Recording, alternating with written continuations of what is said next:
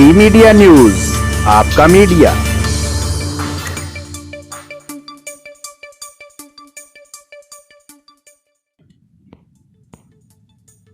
जी नाजरीन, आप देख रहे हैं डी मीडिया न्यूज चैनल और आज हम आपको फैसलाबाद के समुंदरी रोड की एक कॉलोनी में लिए चलते हैं, जहां पर खिला है एक खूबसूरत फूल जो सिर्फ रात को एक मर्तबा ही खिलता है और अपनी खुशबू बखेरता है। इसी बिना पर इसे मलका शब यानी क्वीन ऑफ द नाइट कहा जाता है। क्वीन ऑफ द नाइट का हयातियाती नाम एपीफाइलम ऑक्सीपेटलम है, जिससे बड़े सफेद फूल बरामद होते हैं। फूल की पंखड़ियां इसी तरह लगती हैं कि गोया इस पर किसी ने मोम फेर दिया है, लेकिन ये फूल रात को सिर्फ चंद घंटों के लिए ही अपनी बहार दिखाता है। सूरज तुलू होने पर यह दोबारा बंद हो जाता है। इस तरह दुनिया भर के लोग इस नायाब मंजर के मुंतजर रहते हैं।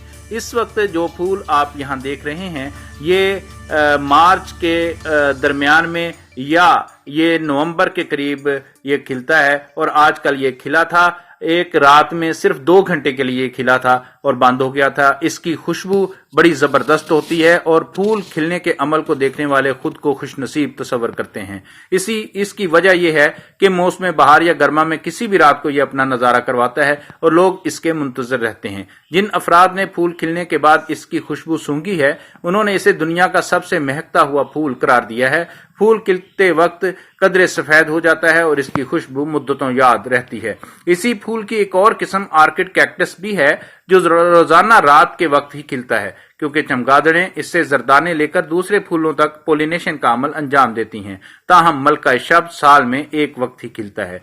ये फूल मोहम्मद शाहिद साहब के घर में खिला और फैसलाबाद में ये मौजूद है।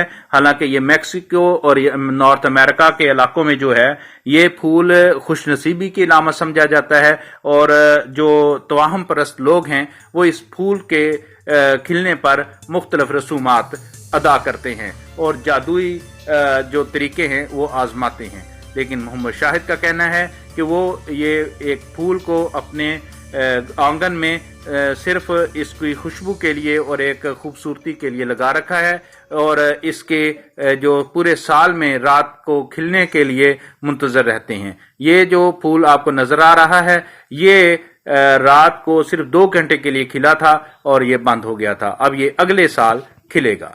D media news, Faisalabad. D media YouTube channel को लाइक कीजिए, सब्सक्राइब कीजिए और बेल आइकन को दबाइए। शुक्रिया।